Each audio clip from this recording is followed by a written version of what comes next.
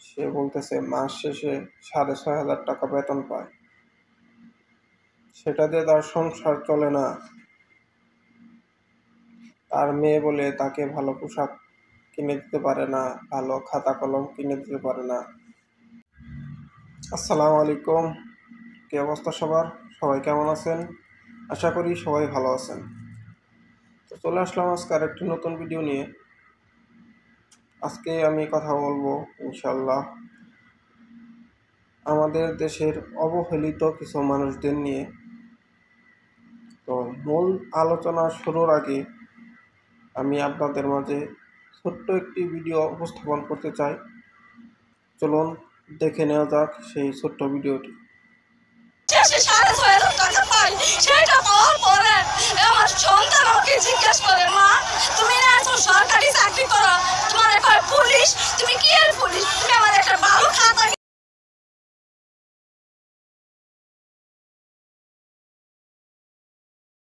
আজকে যদি আমাদের সরকার এই জাতীয়করণটা দিত, আমাদের দাবিটা মানত, ঠিক আছে, আমাদের গ্রামে যেতে এত অবহেলা লাঞ্ছনা হইতো না। আর সবাই যদি মনে করে একটু সুখে ভাতে মাছ ভাতে খাইতে, আমাদেরও তো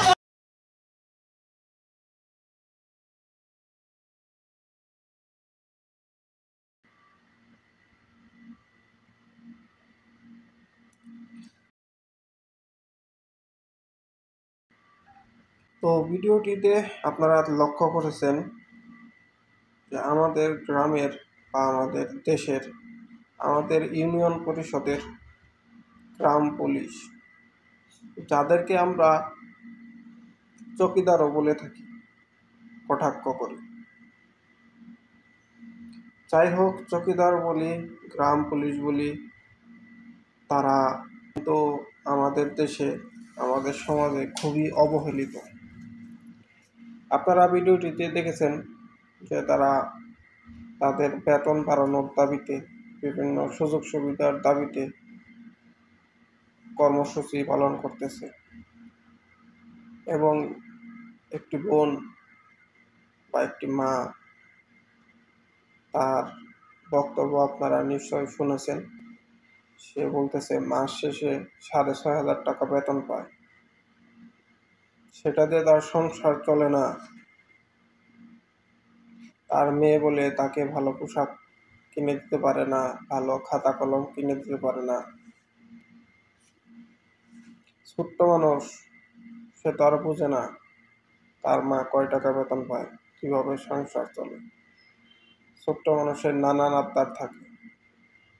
যখন কোনো গার্ডিয়ান, কোনো বাবা মা তার ছোট্ট ছেলে মেয়েদের আবদার পূরণ না করতে পারে, সেটা যে কতটা কষ্টকর সেটা একজন বাবা মাই ভালো জানে।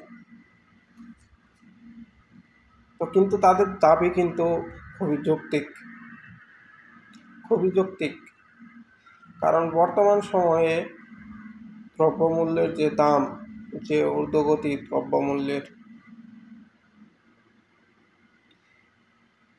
এখানে ৬,৫০০ টাকা দিয়ে একটা সংসার, যে কোনো সংসার চালানো যায় না। খুবই কষ্টকর।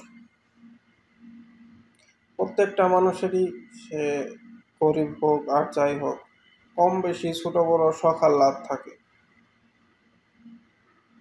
মানুষ তো কর্মই করে মানুষের ছোটখাটো শখ আহ্লাদ পূরণের জন্যই। পেটে ভাতে পেট ভরে একটু তৃপ্তিতে খাবার খাওয়ার জন্য, তাই তো। কিন্তু বর্তমান সময়ে ৬,৫০০ টাকায় কিছুই হয় না, এটা আমি আপনি সবাই জানি। এবং যারা ঊর্ধ্বতন কর্মকর্তা আছে তারাও জানে। তারপরেও কেন এই বৈষম্য? এবং কি সমাজেও তাদের ওইরকমভাবে মূল্যায়ন করা হয় না, তাদের খুবই ছোট চোখে দেখা হয়, খুবই ছোট চোখে দেখা হয়। তো তারাও তো মানুষ, তারাও তো আমাদের জন্যই কাজ করে, তারা তো আমাদেরই ভাই বোন, আমাদেরই কেউ। তাদের আমরা কেন ছোট করে দেখব? এবং যারা ঊর্ধ্বতন কর্মকর্তা আছে, যারা এই গ্রাম পুলিশদের বেতন নির্ধারণ করে থাকে, বেতন দিয়ে থাকে, তারাও কিন্তু জানে যে 6,500 টাকায় পরিবার চলে না, সংসার চলে না।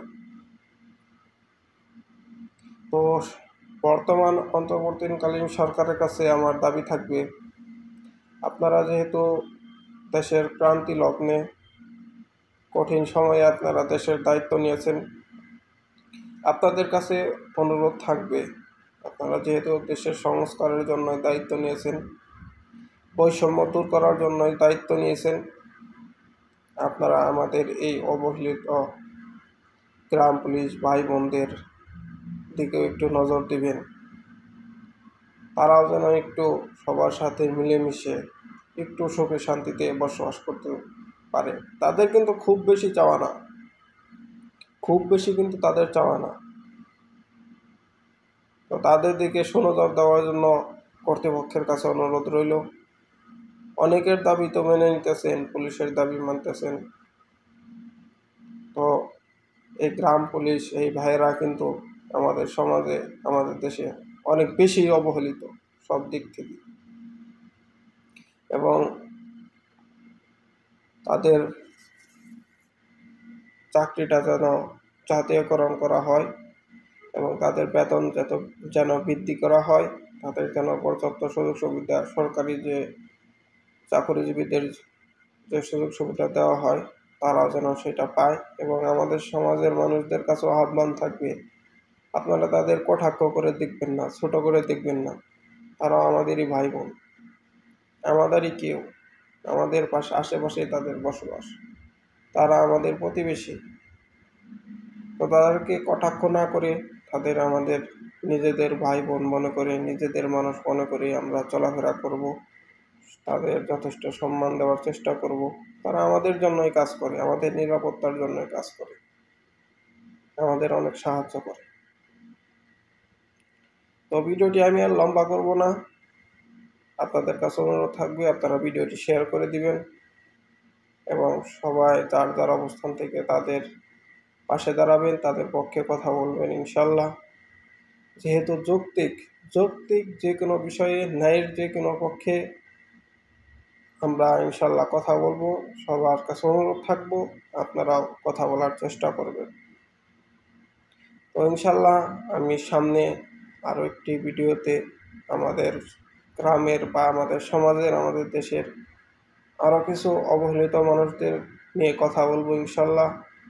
তো সে পর্যন্ত আমার সাথেই থাকুন, আমার ভিডিওটি শেয়ার করে দিবেন, আমার ফেসবুক পেজটি ফলো দিয়ে দিবেন, ইউটিউব চ্যানেলটি সাবস্ক্রাইব করে দিবেন এবং সবার সুস্বাস্থ্য এবং দীর্ঘায়ু কামনা করে ভিডিওটি এখানে শেষ করছি।